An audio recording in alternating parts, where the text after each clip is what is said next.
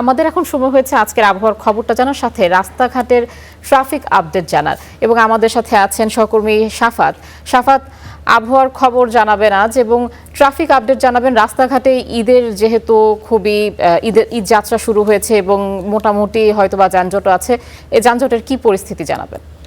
আচ্ছা, আপনাকে ধন্যবাদ। আবহাওয়ার ক্ষেত্রে কিন্তু একটা চমক রয়েছে আজকে সকলের জন্য। সেই চমকটা কি সেটা তো জানাবো, তার আগে তাৎক্ষণিক তাপমাত্রার পরিস্থিতিটা কেমন সেই ব্যাপারটা নিয়ে আগে জানাতে চাই। যেমনটি আপনারা দেখতে পাচ্ছেন যে এই মুহূর্তে তাপমাত্রা 23 ডিগ্রি সেলসিয়াস। বলা যাচ্ছে যে বসন্তকাল হয়েছে, কিন্তু শীতের যে একটা আমেজ 23 ডিগ্রি কিন্তু এখন ওই শীতের আমেজই বলা যায়, সেরকম একটা অবস্থা রয়েছে। তার পাশাপাশি আরেকটি বিষয় বলা হচ্ছে, দেখুন যে মেঘ ও রোদের সমন্বয় বর্তমান যে আবহাওয়া সেটাকে বর্ণনা করা হয়েছে। তারপর আরেকটা জিনিস আমরা দেখতে পাচ্ছি যে সর্বোচ্চ অতি বেগুনি সূচক মানে ইউভি যে ইন্ডেক্সটা সেখানে কিন্তু 1.1 বা নিম্ন বলা হচ্ছে। আজকে আবহাওয়ার মধ্যে কিন্তু একটা পরিবর্তন দেখা যাচ্ছে, বেশ পজিটিভ পরিবর্তন। এখন বিষয়টা কি এরকম আসলে রাজধানী ঢাকা যারা ছেড়েছেন তারপরে এই অবস্থাটা সৃষ্টি হলো কিনা, আসলে কম মানুষ থাকার কারণে প্রকৃতিও কি একটু হাঁপ ছেড়ে বাঁচলো কিনা, সেটাই আসলে দেখার বিষয়।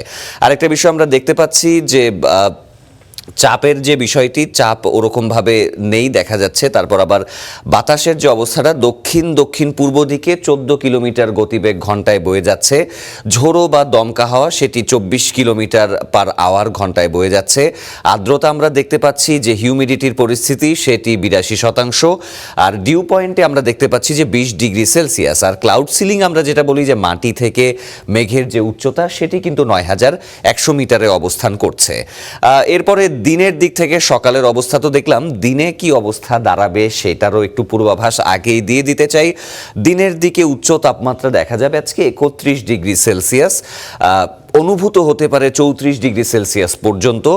আরেকটি বিষয় হচ্ছে যে বেলা বাড়ার সাথে সাথে অতি বেগুনি রশ্মির পরিমাণটা বাড়বে 9.0 যেখানে দেখাচ্ছে অস্বাস্থ্যকর আবহাওয়া বিরাজ করবে সেই সময়ে।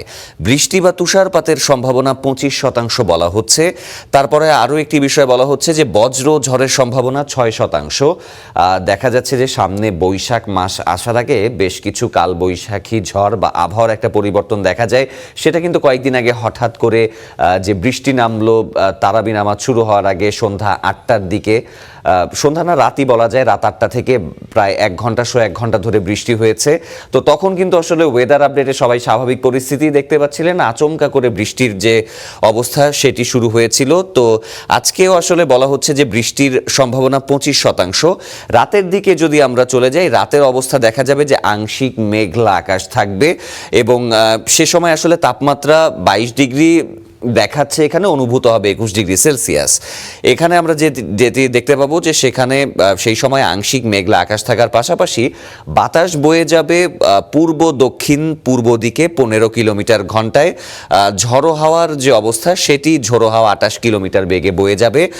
বৃষ্টির সম্ভাবনা রাতে দেখতে পাওয়া যাচ্ছে না।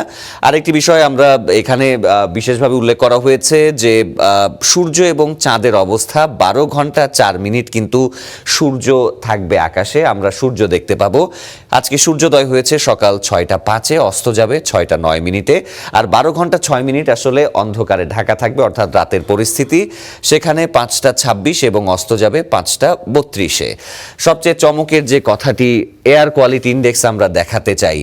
আজকে দেখুন যে কোনো জায়গায় যে সেই নামটি ঢাকা বাংলাদেশ কোনো জায়গায় দেখা যাচ্ছে না। এখনো পর্যন্ত আমরা গুড মর্নিং বাংলাদেশের ইতিহাসে এই প্রথমবারের মতো আমরা দেখতে পেলাম যে গতকালকেও ছিল, আসলে গতকালকে আমি ছিলাম না, কিন্তু বাংলাদেশের এই অবস্থাতে এই যে বিষয়টা ছিল যে এয়ার কোয়ালিটি ইন্ডেক্সে দূষিত 10টি শহরের জায়গায় রাজধানী ঢাকার নাম নেই। এই জায়গাতে কারা কারা রয়েছে আমরা দেখতে পাচ্ছি যে দিল্লি, ভারতের রাজধানী নয়াদিল্লি রয়েছে, পাকিস্তানের লাহোর রয়েছে, ইন্দোনেশিয়ার জাকার্তা রয়েছে, তার পাশাপাশি ইনচিয়ন দক্ষিণ কোরিয়ার রয়েছে। তো ইন্ডেক্সের অবস্থা আসলে এখানে আমরা একটা বিষয় আসলে দেখতেই পাই, ঢাকা শহরে প্রকৃতি দূষণের পেছনে কিন্তু মানুষেরও যে একটা কু অবদান রয়েছে সেই ব্যাপারটাও কিন্তু অনস্বীকার্য। আমরা রাস্তাঘাটে চলাচলের ক্ষেত্রেও যে বিষয়টা হচ্ছে যে বেশ কিছু নিয়ম নীতি, সঠিক জায়গায় ময়লা ফেলা থেকে শুরু করে এই যে যানবাহনের বৃদ্ধি, তারপরে কালো ধোয়ার যে বিষয়টি, মানুষ এখন আসলে ঢাকা ত্যাগ করার ফলে একটা বিষয় হয়েছে কি, করোনার সময় আমরা ওইরকম অবস্থা দেখতে পেয়েছিলাম যে প্রকৃতি কিন্তু নিজের মতো করে করেই আসলে নিজেই নিজেকে আবারও যে গুছিয়ে নেয়ার ব্যাপারটা, যে অনেক দিন সবকিছু বন্ধ থাকার পরে প্রকৃতি আবার নিজের স্বরূপে ফিরতে পারে, সেটা মানুষের কোনো সাহায্য ছাড়াই। কিন্তু মানুষের যে দায়িত্বটা পরিবেশ দূষণে তার যে নেতিবাচক ভূমিকা, সেটি না করলেই হয়তো এই রকম অবস্থা আরও দেখা যাবে। তো এই ছিল আসলে মোটামুটি আবহাওয়া পরিস্থিতির খবর। তো এয়ার কোয়ালিটির ডেটার মধ্যে আমরা যদি একটি বিষয় দেখতে চাই, যে লাইভ এয়ার কোয়ালিটি র্যাঙ্কিংয়ের পরিস্থিতিটা, সেখানে পলুটেড শহরের ব্যাপারগুলো তো আমরা দেখছিলামই, তো আর ক্লিনেস্ট সিটির যে ব্যাপারটা সেটি খুঁজছিলাম। এবার একটু এই ব্যাপারটা একটু দেখিয়ে আসি ট্রাফিক অ্যালার্ট জানানোর আগে। ইন্দোনেশিয়ার বাতাম যে জায়গাটি, সেখানে দেখুন যে AQI ইন্ডেক্সে 0, 6, 16, 17। এখানে এশিয়ার একটি দেশ রয়েছে, তার পাশাপাশি ওশেনিয়া মহাদেশের অস্ট্রেলিয়া রয়েছে, ইউরোপের ফ্রান্স রয়েছে, তার পাশাপাশি আমেরিকা মহাদেশের কানাডা রয়েছে। তো এরা আসলে ক্লিনেস্ট সিটির তালিকায় ছিল।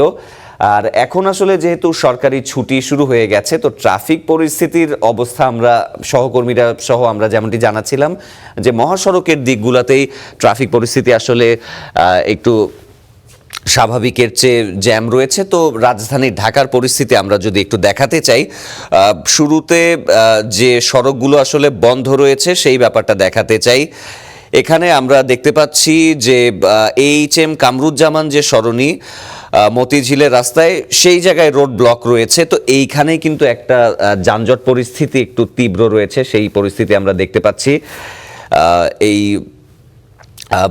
বলধা গার্ডেন থেকে এই পাশের রাস্তায়। তারপরে পুরান ঢাকার দিকে যদি আমরা দেখতে পাই, এখানে হচ্ছে একটা রাস্তা ক্লোজ করা হয়েছে। তো এই রাস্তাটা কোনটা সেটাও আমরা একটু দেখে নেই। এখানে দেখা যাচ্ছে যে জাস্টিস শাহাবুদ্দিন আহমেদ পার্কের যে রাস্তাটি, সেই রাস্তাটি বন্ধ রয়েছে। তার পাশাপাশি এখানে আমরা একটা বড় যানজট পরিস্থিতি দেখতে পাচ্ছি। সেই যানজট পরিস্থিতিটা কোন জায়গায়? এখানে ইসলামপুরের রাস্তার আশেপাশে একটা তীব্র যানজট দেখা যাচ্ছে, কেরানীগঞ্জ থানাঘাটের এদিকে। আর এই পাশে যে আর্মেনিয়ান চার্চের যে রাস্তা, সেই জায়গায় একটি যানজট পরিস্থিতি আমরা দেখতে পাচ্ছি। বংশাল রোডের এই পাশে একটি রোড ব্লক রয়েছে, সেটি দেখানো হচ্ছে। এদিকের আশেপাশে আমরা দক্ষিণ সিটিরই আসলে মূলত পরিস্থিতি দেখতে পাচ্ছিলাম।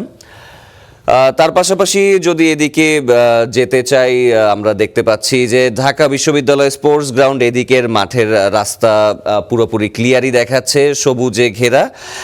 হুসেইনি দালানের যে রাস্তাটা, সেই জায়গাতে একটা তীব্র যানজটের লাল রেখা দেখা যাচ্ছে। তার পাশাপাশি আমরা যদি অন্যান্য জায়গায় দেখতে চাই, সেখানে রোকেয়া হলের অবস্থা, এখানে রাস্তা বন্ধ দেখা যাচ্ছে। নীলক্ষেত রোডের যে রাস্তাটি রয়েছে, সেটি আসলে ডাইভারশনের জন্য পুলিশ বন্ধ করে রেখেছে, সেই ব্যাপারটি দেখা হচ্ছে। তার পাশাপাশি সোহরাওয়ার্দী উদ্যানের যে রাস্তাটি রয়েছে, সেটি বন্ধ রয়েছে। এই জায়গা থেকে বিকল্প সড়ক ব্যবহার করার কথা বলা হচ্ছে। এর পাশাপাশি ইন্টারকন্টিনেন্টাল ঢাকার আশেপাশে একটা ছোট ট্রাফিক জ্যাম বোঝা যাচ্ছে, যে এখানে ওই ট্রাফিক সিগন্যালেরই যে জ্যামটা, সেটি দেখা যাচ্ছে। তার পাশাপাশি আমরা বাংলা মোটরের আশেপাশে এখানে লিংক রোডের মধ্যে যানজট পরিস্থিতি রয়েছে, সেইটি আমরা একটু দেখতে পাচ্ছি।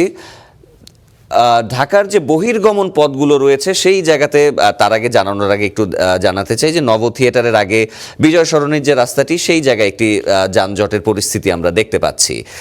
তার পাশাপাশি সর্বোপরি যে জিনিসটা বলা যায়, যে ঢাকার বাহিরেই আসলে যানজট পরিস্থিতি এই মুহূর্তে একটু খারাপ বলা যাচ্ছে, যেটা আসলে গাবতলীর রাস্তা থেকে সাভার যাওয়ার পথে যে রাস্তায় রয়েছে, আমাদের সহকর্মীরা জানাচ্ছিলেন যে মহাসড়কে এখন আসলে একটা জ্যাম দেখা যাচ্ছে। তো ঢাকার যে পয়েন্টগুলো থেকে কমলাপুরের বাস স্ট্যান্ডের এলাকা সংলগ্ন বলেন, ওই জায়গায় দক্ষিণের দিকে বা সাভারের দিকে গাবতলী ক্রস করার পরে সেই জায়গায় একটা তীব্র ট্রাফিক এই মুহূর্তে দেখা যাচ্ছে।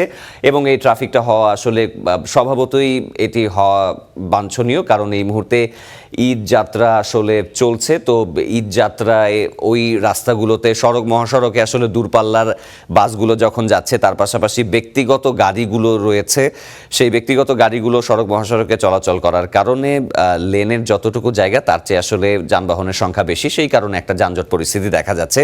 তার পাশাপাশি আমরা আরেকটি বিষয়ে সর্বশেষ একটু জানাতে চাই, পেট্রোল পাম্প সংলগ্ন যে এলাকাগুলো রয়েছে, মূল রাস্তা হয়তো একটু সংকুচিত হয়েছে, কিন্তু যানজটে তেমন একটা অবস্থা দেখা যাচ্ছে না। আর তার পাশাপাশি ঢাকা শহরের বিভিন্ন জায়গায় যে গুরুত্ব গুরুত্বপূর্ণ পয়েন্টে পেট্রোল পাম্পগুলো রয়েছে সেখানে কিন্তু গাড়ির একটা ভিড় দেখা গেছে, বেশিরভাগই ব্যক্তিগত গাড়ি এবং মোটরসাইকেল। তো এটাই আসলে এই মুহূর্তে ঢাকা শহরের ট্রাফিক আপডেটে ছিল। তার পাশাপাশি আমরা আবহাওয়া পরিস্থিতির খবর জানাচ্ছিলাম দর্শকদেরকে। তো এই মুহূর্তে আবারও প্রাইম সেটে চলে যেতে চাই, সহকর্মী আয়েশা রয়েছেন সেখানে। আয়েশা। শাফাত, আপনাকে ধন্যবাদ। অনেক গুরুত্বপূর্ণ কিছু ইনফরমেশন আমরা পেলাম আপনার থেকে, যেহেতু এই সময় অনেকেই ঢাকার বাইরে যাচ্ছেন, যে রুটগুলো আসলে খেয়াল রাখা দরকার, কোথায় কোথায় যানবাহনের ভিড় আছে সেগুলো দেখে আসলে বাসা থেকে সময় নিয়ে বের হওয়া দরকার।